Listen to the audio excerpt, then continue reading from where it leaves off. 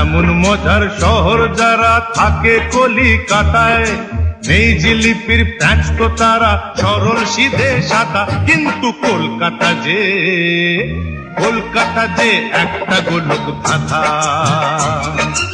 এমন মজার শহর যারা থাকে কলিকাতায়, নেই জিলিপির প্যাঁচ তো তারা সরল সিধে সাদা। কিন্তু কলকাতা যে একটা গোলক ধাঁধা।